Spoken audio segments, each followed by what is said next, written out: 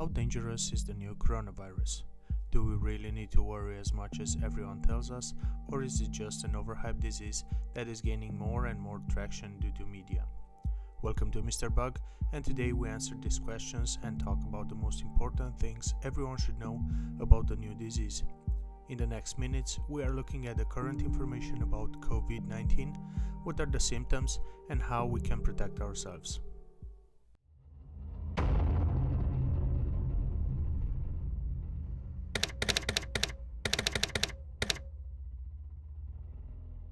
For this list, we are taking a look at 7 of the most common questions people have about coronavirus.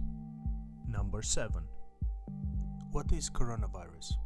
A virus is actually just genetic material encased in an envelope, and it needs a host, like you and me, in order to infect and continue replicating. Coronaviruses are a large family of viruses that cause mild to moderate upper respiratory tract illnesses, like the common cold in people. However, 3 times in the 21st century, coronavirus outbreaks have emerged from animal reservoirs to cause severe disease and global transmission concerns. There are hundreds of coronaviruses, most of which circulate among animals, including pigs, camels, bats, and cats. Sometimes, those viruses jump to humans, called a spillover event, and can cause disease.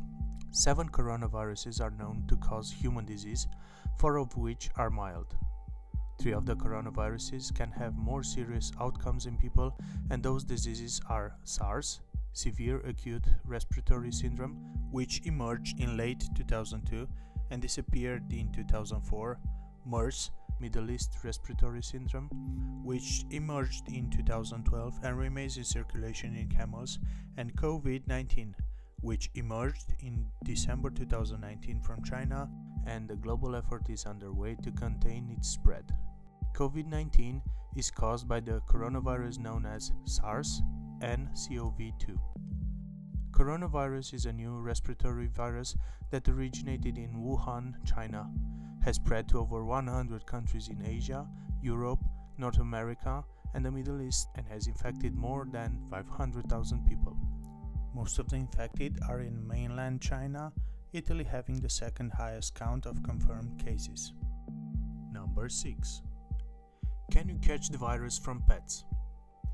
Until the 12th of March, on the World Health Organization page, there was a Mythbuster page saying that there is no evidence. The revised stance comes in the wake of an infected dog being found in Hong Kong. The dog tested positive after remaining with his owners who were sick with the virus. The dog wasn't showing any clinical signs of disease, according to a report from World Organization for Animal Health. There's no evidence that dogs can spread the disease or that the disease can cause an animal to fall ill, the organization says, though further studies may bring new findings. A couple of days later, the World Health Organization reported again that it's unlikely that your pet will transmit COVID-19 to you. While there has been one instance of a dog being infected in Hong Kong to date, there is no evidence that a dog, cat, or any pet can transmit COVID-19. COVID-19 is mainly spread through droplets produced when an infected person coughs, sneezes, or speaks. Vets believe COVID-19 was probably on the aforementioned dog's fur, but did not sicken the dog. The dog never became clinically ill, and it remains unclear whether the dog tested positive from being kept in an environment with a COVID-19 infected human, or if the dog truly became infected with COVID-19. Since the dog lives with a COVID-19 patient, the potential is significant for the positive test to have come as a result of the dog picking up the virus from the environment with its nose. Number 5. Who is at risk? For most patients, COVID-19 begins and ends in their lungs because, like the flu, coronaviruses are respiratory diseases. They spread typically when an infected person coughs or sneezes, spraying droplets that can transmit the virus to anyone in close contact. Coronaviruses also cause flu-like symptoms. Patients might start out with a fever and cough that progresses to pneumonia or worse. The risk depends on where you are, and more specifically, whether there is a COVID-19 outbreak unfolding there. For most people in most locations, the risk of catching COVID-19 is still low. However, There are now places around the world, cities or areas where the disease is spreading. For people living in or visiting these areas, the risk of catching COVID-19 is higher. Governments and health authorities are taking vigorous action every time a new case of COVID-19 is identified. Be sure to comply with any local restrictions on travel, movement, or large gatherings. Cooperating with disease control efforts will reduce your risk of catching or spreading COVID-19. COVID-19 outbreaks can be contained and transmission stopped, as has been shown in China and some other countries. Unfortunately, new outbreaks can emerge rapidly. It's important to be aware of the situation where you are or intend to go. While we are still at learning how COVID-19 affects people, older persons and persons with pre-existing medical conditions such as high blood pressure, heart disease, lung disease, cancer, or diabetes appear to develop serious illnesses more often than others. Number 4. What are the symptoms? Symptoms of this infection include fever, cough, and difficulty breathing or shortness of breath. The illness causes lung lesions and pneumonia, but milder cases may resemble the flu or a bad cold, making detection difficult. Patients may exhibit other symptoms too, such as gastrointestinal problems or diarrhea. Current estimates suggest that symptoms may appear in as few as 2 days or as long as 14 days after being exposed to the virus. If you have a fever or a cough and recently visited China, South Korea, Italy, or another place with a known coronavirus outbreak, or spent time with someone who did, see your healthcare provider. Call first so the office can prepare for your visit and take steps to protect other patients and staff from potential exposure. Without the help of medical professionals, we cannot distinguish the symptoms between the coronavirus and the common flu. If you have good reasons to believe you caught the virus, the best thing to do is to self-quarantine yourself and the people in your household until you are tested. Social responsibility can decrease the number of serious cases. Number 3. Are face masks useful? You might be seeing people wearing them, but there is limited evidence that they work to protect you. That's because they are generally too loose, don't cover the eyes, and can be worn for long periods. Face masks need to be changed frequently because they get sweaty if they are to offer any real protection. To protect yourself, the World Health Organization says it's important to only use a mask if you are taking care of a person with suspected 2019 nCoV infection.